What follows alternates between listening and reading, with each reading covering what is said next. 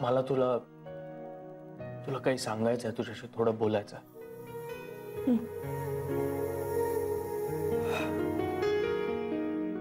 Aditi, I am sorry. मी खूप दुःखात होतो आणि त्यामुळे मला हे कळलं नाही की माणसाने आपलं दुःख आपल्यापेक्षा मोठं होऊ द्यायचं नसतं. अविनाश सरांनी मला जेव्हा सांगितलं की आदितीमुळे तुम्हाला संधी मिळाली आहे, तेव्हा मला खरंच वाईट वाटलं. तुला माहिती आहे ना, मला माझी शिफारस केलेली नाही आवडत. पण तुझी चूक नव्हती आदिती. माझं क्रेडिट, माझ्या कामाचं क्रेडिट तुला मिळालं, याबद्दल मला कधीच तक्रार नव्हती आणि नसणार आहे. कारण तुझं माझं असं काहीच नाहीये.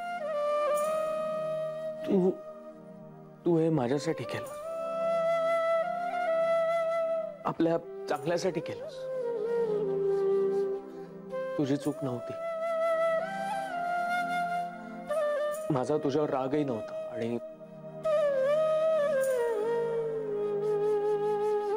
मनात खतखत होती, फक्त ती मला नॉर्मल राहू देत नव्हती. मग दुःख मोठं होत गेलं. मी नॉर्मल राहण्याचा प्रयत्न करत होतो, पण तोही खोटा. आता काकांनी माझ्या मनातला गॅस बाहेर काढला, तेव्हा मला लक्षात आलं मी चुकत होतो. तुझ्या बाजूने विचारच केला नाही. आयुष्यात प्रॉब्लेम्स कोणाला नसतात, सगळ्यांना असतात. अगदी शेवटपर्यंत प्रॉब्लेम असतात. ते सोडवण्यासाठी कधी थोडा वेळ गरजेचा असतो, तर कधी आपली माणसं.